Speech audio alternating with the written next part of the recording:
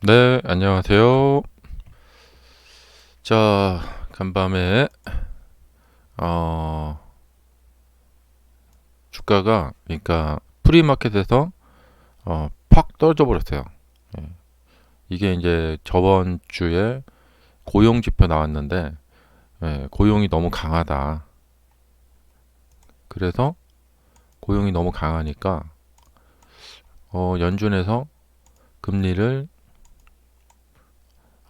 내리지 않겠는데 이런 생각을 이제 한 거죠. 자, 그래서 이제 이렇게 떨어졌어요. 떨어졌는데 여기에서 어, 프리마켓을 보내고 그 다음에 이 프리마켓 영향을 받아서 이제 팍 떨어져야 되거든요. 그런데 여기서 지지가 일어났습니다.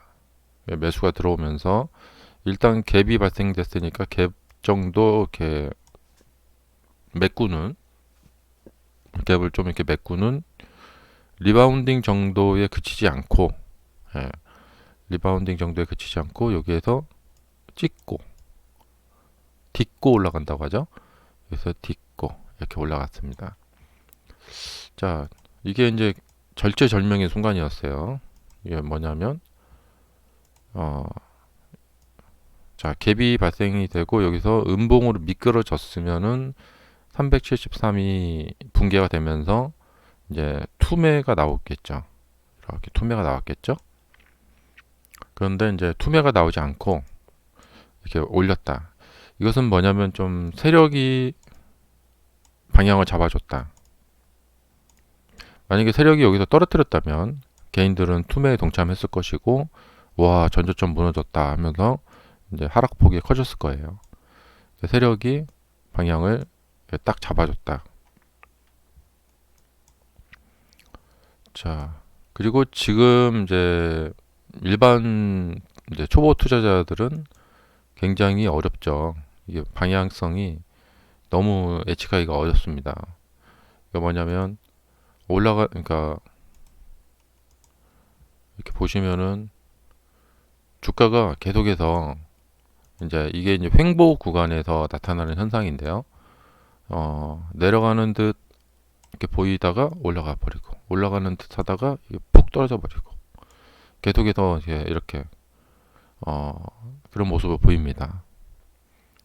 그래서 내려가는 듯 하다가 올라가고 올라가다 내려가고 이렇게 왔다 갔다. 그래서 이제 보통 우리 투자자들은 주가가 이렇게 움직이면 그걸 따라가서 매매를 할 수밖에 없기 때문에 올라가는 듯해서 가서 매수하면은 물려버리고 예, 손절하면 반등하고 여기서 이제 위쪽에서 매수 올라갈 때 매수를 했던 분들이 이렇게 떨어졌을 때 손절을 하면은 그 다음에 반등해 버리고 그리고 이번에는 또 떨어지겠지 했는데 그냥 올라가 버리고 예, 마치 비웃는 느낌 예. 자, 이런 그 주가의 모습이 방향성 예측하기가 상당히 어렵다. 그래서 이런 상승 추세나 하락 추세나 이럴 때보다도 이 횡보 추세에서 굉장히 많은 손실을 보게 된다. 그렇기 때문에 어, 매매를 안 하는 편이 나요. 네. 좀 심하게 말하면 매매를 안 하는 편이 낫습니다. 그러니까 지금 여기서도 어, 그러니까 주가가 내려왔으니까 요 저점을 잡자. 이렇게 그래서 이렇게 올라가는 듯 하다가 또 좀 이렇게 내려오는. 그러니까 여기서 이렇게 보면 올라가는 듯해서 가서 따라가서 사면은 여기서 또 고점 저항을 받고 또 이렇게 내려오는. 그리고 저항 받고 약간 내려왔다가 이렇게 가겠지 했는데 가는 듯하다가 떨어져 버리고 떨어지는 듯하다가 올라가고 막 이런 모습이 이제 앞으로 좀 예상이 됩니다. 자, 우선은 여기에서 이제 연속적으로 직하강을 해서 한 350이나 325 정도까지 내려오는 이제 그런 하락까지는 막았어요. 일단은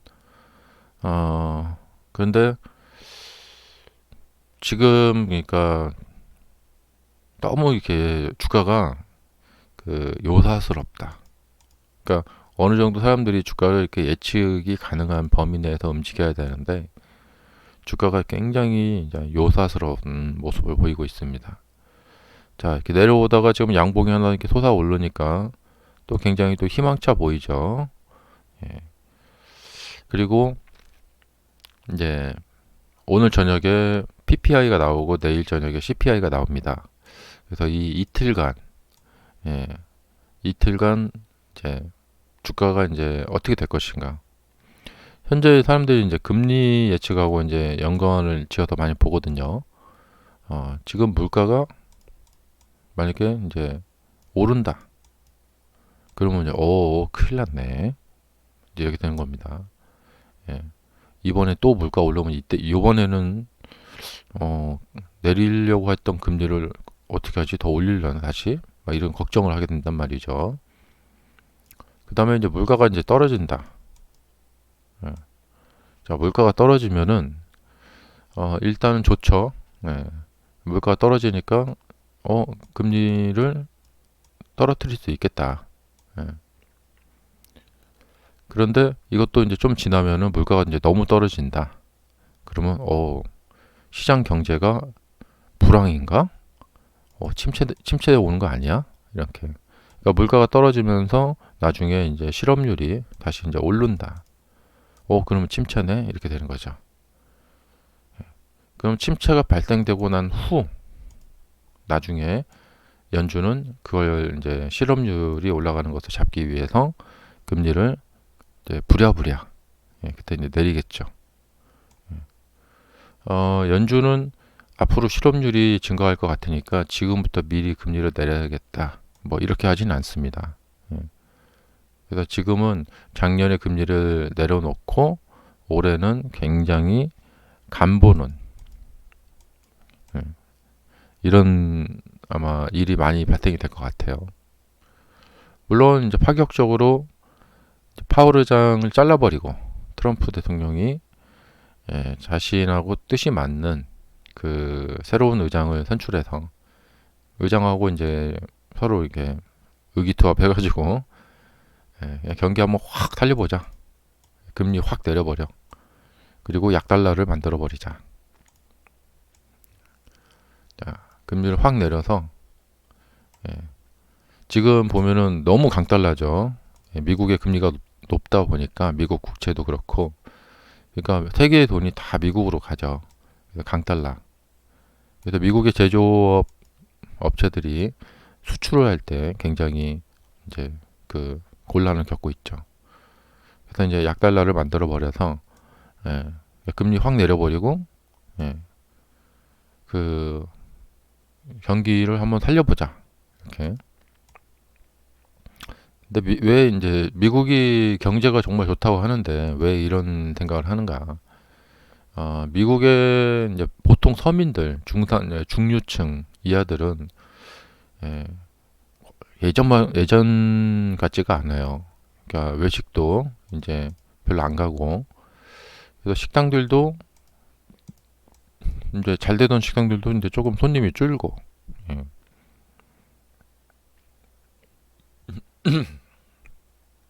자, 그래서 이제 트럼프 대통령이 이제 백악관에 가고 나서 이제 어떻게 될런지 이제 그런 것이 좀 이제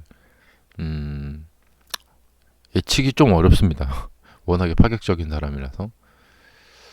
그래서 이제 대통령이 되고 나서 취임하고 나서 그 다음에 이제 초기 한 달, 한 달, 두 달 정도 이제 어떻게 이제 방향을 잡는지 그걸 보고 주식시장은 또 방향을 잡을 것 같아요. 자, 우선은 지금 상황에서 봤을 때는 이제 오늘 저녁하고 내일에 나오는 PPI와 CPI가 일단은 물가가 다시 오르지 말고 내려야겠죠. 물가가 이제 안정이 된다. 그러면 연준에서 금리를 내릴 수 있는 명분이 되는 거죠. 지금 현재 예측으로는 올해 금리 인하가 한 번 내지 그러니까 두 번밖에 없다. 그러니까 이번에 1월에 한 번 내리고 그 다음에 1월에 금리 동결할 것 같기도 해요. 그 다음에 7월쯤에 가다 한번 내리고, 그러니까 요번에 동결하고 7월에 가다 한번 내리고 12월까지 한 번도 없다. 그러니까 연중 내내 금리가 딱 한 번밖에 안 내리는 거예요. 그것도 0.25 정도. 그러면 금리 변동이 거의 없는 그런 아주 지루한 그런 해가 될 것 같습니다. 그래서 주가가 좀 이제 상방으로 쭉쭉 뻗는 그런 주가라기보다도 이제 올해는 좀 이렇게 떨어지는 듯 하다가 조금 오르고 오르는 듯 하다가 조금 떨어지고 이런 식으로 예, 좀 이렇게 늘어지는 장이 될 가능성이 있다. 하지만 26년, 27년 쪽으로 봤을 때 어, 물가만 좀 안정이 된다. 그러면은 금리를 계속해서 3%대로 더 이제 미래로 봤을 때 3%대로 내릴 것 같아요. 자, 우선 당장 문제는 이제 CPI하고 PPI가 나오는데 그것이 이제 둘 다 더블로 좋게 나온다. 그러면 주가가 좀 뻗어 올라가겠죠. 예.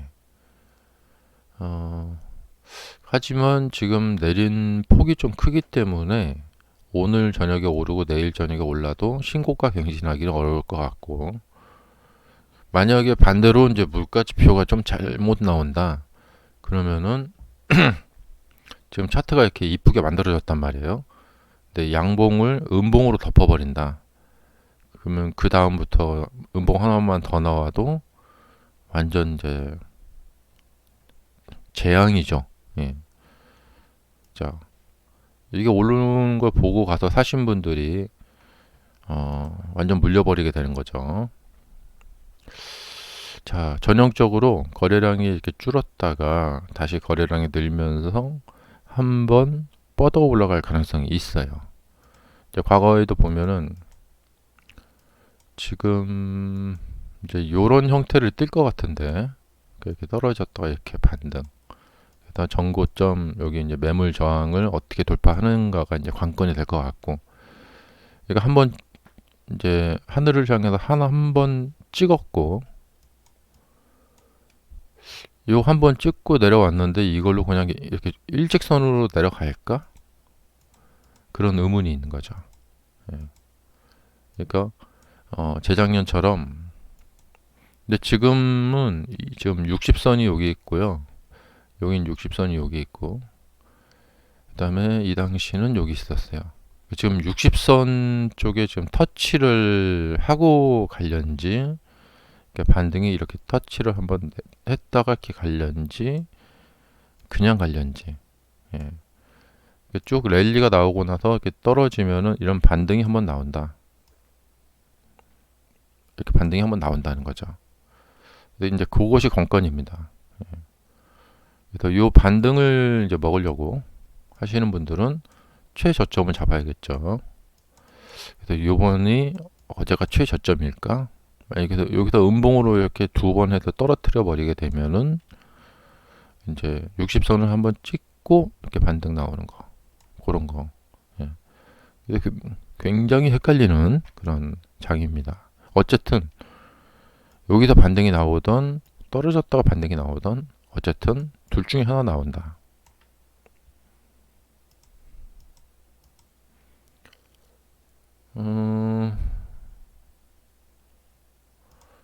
그리고 이 나스닥의 상황을 보시면요. 자, 나스닥은 지금 이 밑에 공간이 이렇게 비어 있어요.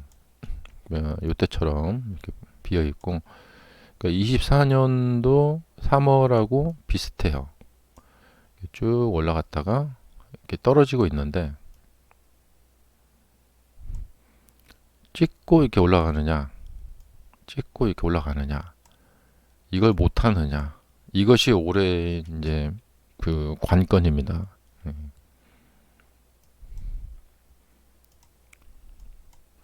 자, 자 이렇게 흘러내리느냐, 예.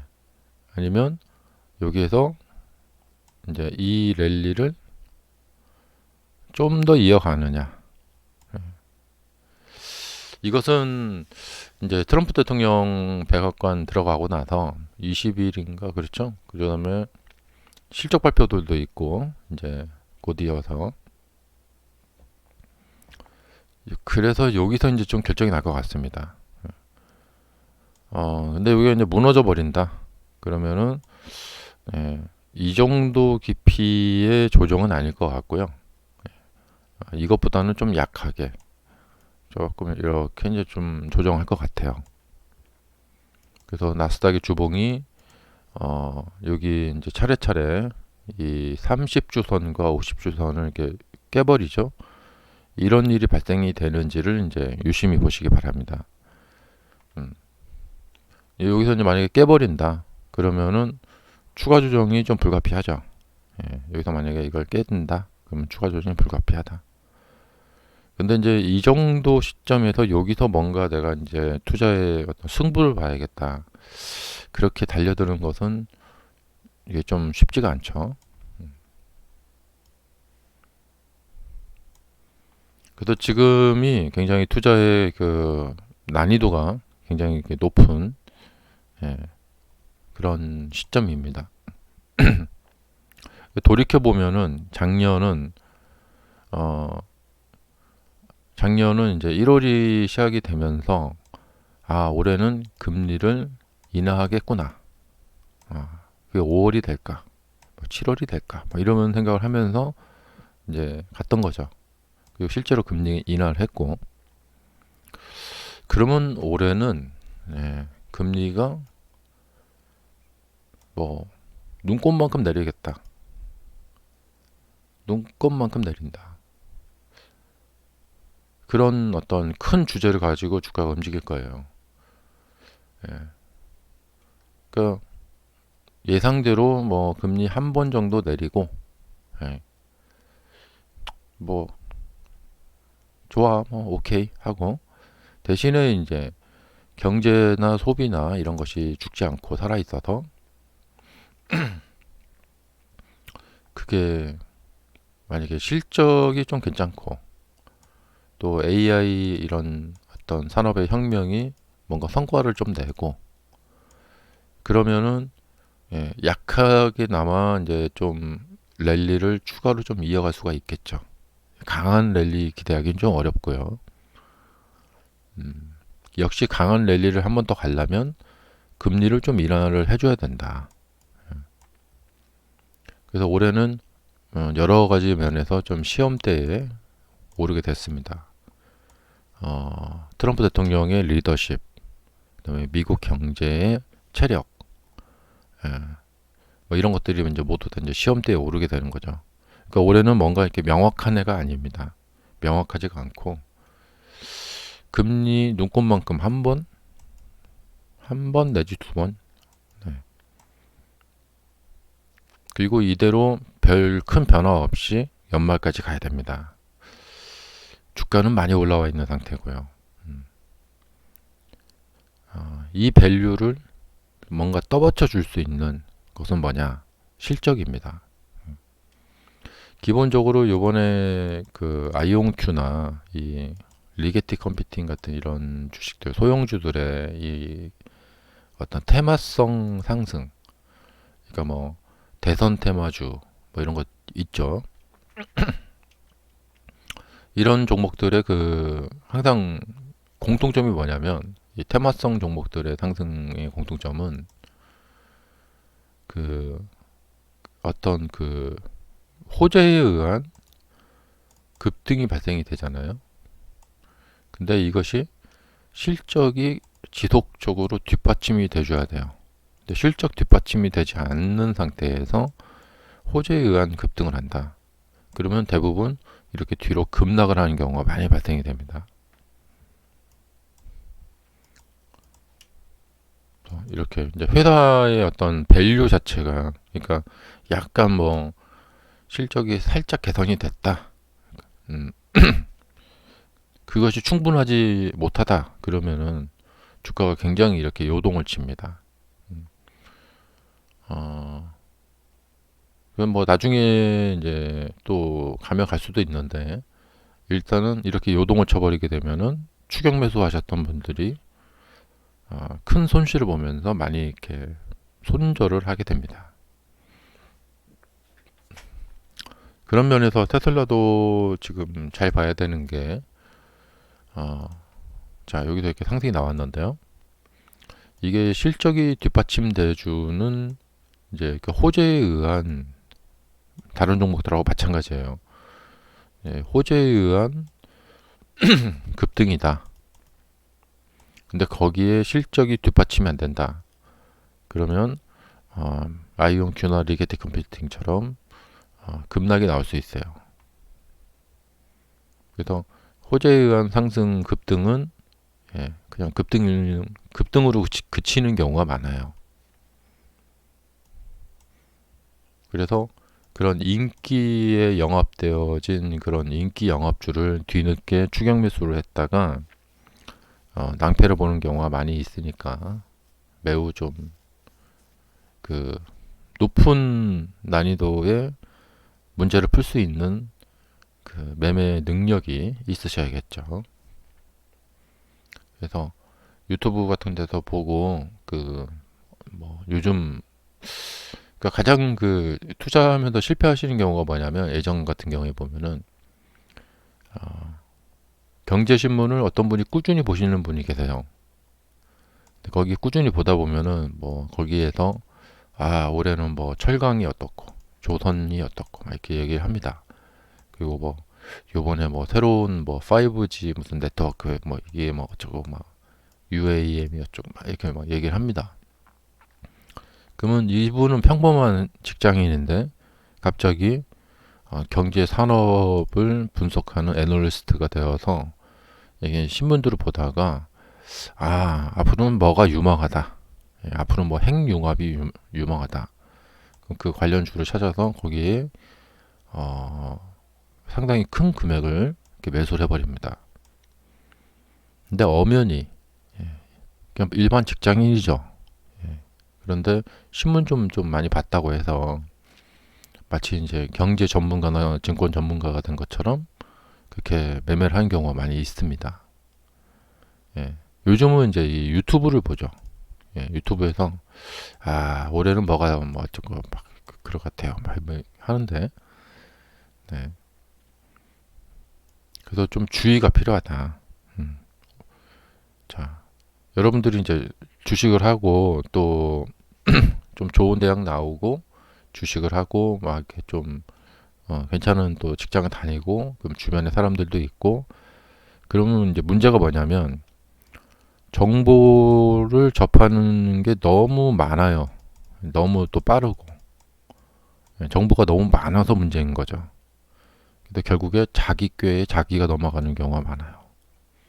지금 좀 주의가 필요합니다. 자, 주가가 잘 올라가서 뭐 나쁠 거 없잖아요. 부디 이제 PPI하고 CPI 좀 잘 됐으면 좋겠고, 이렇게 주가가 내릴 때는 어디선가 지지 반등을 시킵니다. 이런 식으로 이제 지지 반등을 시키는데, 요 지점이 이제 이런 식의 어떤 지지 반등 시점이 될까? 저쪽으로 올라간다. 그래서 여기가 이렇게 찍고 올라가는 지점이다.